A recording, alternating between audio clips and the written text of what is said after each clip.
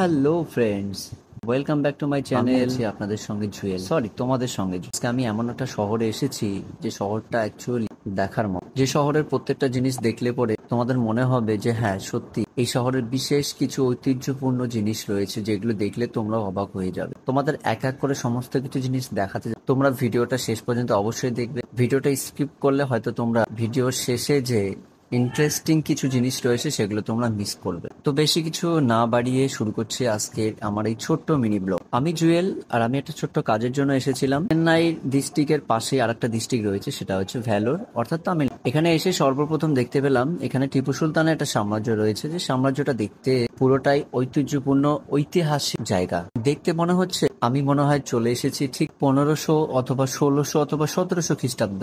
কেন বলছি এই কারণেই যে এখানে যে ঐতিহ্যপূর্ণ যে জিনিসগুলো রয়েছে, ঐতিহাসিক যে জিনিসগুলো রয়েছে, সেগুলো দেখে আমার তাই মনে হচ্ছে। এই যে দেখতে পাচ্ছি আমি একটা সুন্দর রাস্তার উপর দিয়ে হেঁটে যাচ্ছি, যে রাস্তাটার চারিদিকে রয়েছে অনেক গাছপালা রয়েছে। অ্যাকচুয়ালি এই রাস্তা নয়, আমার ঠিক বাদিকে তোমরা অবশ্যই লক্ষ্য করে দেখবে যে একটা ছোট্ট রাস্তা রয়েছে, মাটির রাস্তা, কিন্তু আমি সেই রাস্তা দিয়ে হেঁটে যাচ্ছি না। আমি একটা পাকা রাস্তার উপর দিয়ে হেঁটে যাচ্ছি এই কারণে যে এই সাম্রাজ্যটা যে রয়েছে পুরোটাই এরকম রাস্তা দিয়ে ঘেরানো রয়েছে, এবং চারিদিকে রয়েছে অপূর্বপূর্ণ পাহাড়, এবং রয়েছে আর এই ভেলোর শহরটা দেখে তো আমি মুগ্ধ হয়েছি।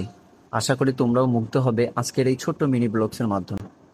এখানে আসে যারা, তারা প্রত্যেকেই কিন্তু সিএমসি অর্থাৎ খ্রিস্টান মেডিকেল কলেজে কিন্তু তারা চিকিৎসা নিতে আসে। তো সেক্ষেত্রে চিকিৎসা গ্রহণ করার পর তারা যখন কিছু সময় ফাঁকা পেয়ে যায় বা কিছু সময়ের জন্য যখন তারা বিশ্রাম পান, ঠিক সেই সময় কিন্তু তারা অবশ্যই অন্তত পার্শ্ববর্তী 1 কিলোমিটারের অন্তর এই যে সেই জায়গা টিপু সুলতানের সাম্রাজ্য, এখানে কিন্তু অবশ্যই তারা ঘুরতে আসেন।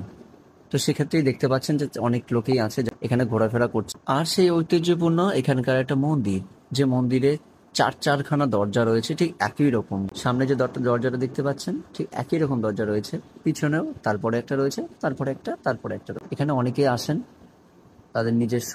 এখানে এসে যারা ভাববেন যে তারা পুজো করবেন, তাহলে অবশ্যই এখানে অবশ্যই আসতে হবে, এবং এখানেই সে পুজো করতে পারবেন। বিভিন্ন দেবদেবীর মূর্তি এখানে রাখা রয়েছে, তো যারা যেটাকে মানেন অবশ্যই তারা সেখানে পূজা করতে পারে। আর নর্মালি আরেকদিকে রয়েছে খুব সুন্দর, আর এর একটু ফাঁকা বিশ্রাম পেয়ে গিয়েছিলাম এর মধ্যে একটা ছোট্ট রিলস। তাই রিলসটা লম্বা করলাম না, অলরেডি আমার পেজে আপলোড করা আছে, অবশ্যই আপনারা গিয়ে দেখে আসবেন। আবার আমি সেই মন্দিরের ভিতরে প্রবেশ করলাম, এবং প্রবেশ করার সঙ্গে সঙ্গে দেখলাম যে চারিদিক খুবই সুন্দর ছোট ছোট পার্ক রয়েছে, ছোট ছোট আহ, ঘাসের উপর বাচ্চারা খেলছে, এবং যার যার নিজের মতো করে ছবি উঠছে। অন্যদিকে রয়েছে আবার একটা ছোট্ট দেখলাম মিউজিয়াম রয়েছে। সেই মিউজিয়ামের শুরুতেই বা প্রথম দিকে দেখতে পেলাম যে মিউজিয়ামের সামনে একটা সুন্দর বড় একটা ডাইনোসর রাখা রয়েছে, সেটা যদি অরিজিনাল নাও হয় কিন্তু সেটা বানানো।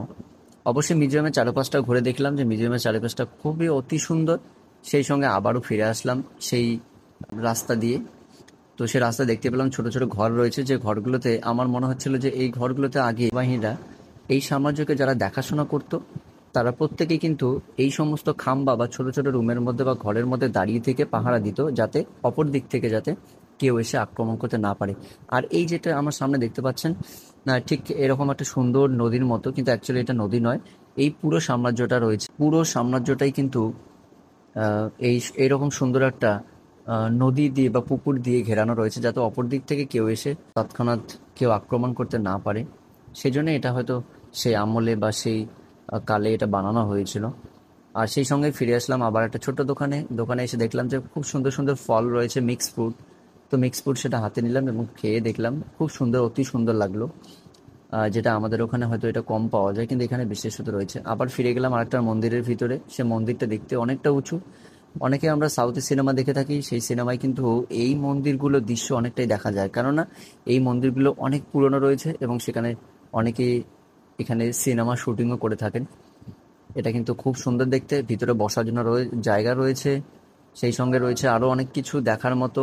আর সব থেকে বড় কথা হচ্ছে এই যে মন্দিরটা আছে, এই মন্দিরের ভিতরে যে প্রত্যেকটা সিঁড়ি রয়েছে, সিঁড়ির মধ্যে কিন্তু অনেক দেবদেবীর মূর্তি রয়েছে। জানি না সেই মূর্তিগুলোর নাম কি কি বা দেবদেবীর নাম কি কি, কিন্তু খুব অতি সুন্দর। সেই সঙ্গে ফিরে আসলাম আবার বাড়িতে, আমার রুমে। রুমে এসে দেখছি আবার সেই আমার সুন্দর পাহাড়টা, কারণ সে যেটাকে না দেখলে আমি এক মুহূর্ত থাকতে পারি না। এখানে আসলে পরে সেই পাহাড়টাই আগে আমার চোখে পড়ে, কারণ পাহাড়টা আমার চোখের সামনেই রয়েছে। খুব সুন্দর দৃশ্যময়। যারা আসবেন ভাবে ভাবছেন, অবশ্যই আসবেন। এসে কিন্তু অন্তত এই জায়গাগুলো অবশ্যই আপনারা ঘুরে যাবেন। সেই সঙ্গে আবার আমি ফিরে যাচ্ছি আমার ভিডিও শেষ প্রান্তে। সবাই ভালো থাকবেন, সুস্থ থাকবেন। আর এই ছোট্ট মিনি ব্লগটা যদি ভালো লেগে থাকে অবশ্যই লাইক কমেন্ট শেয়ার অবশ্যই করবেন। ধন্যবাদ।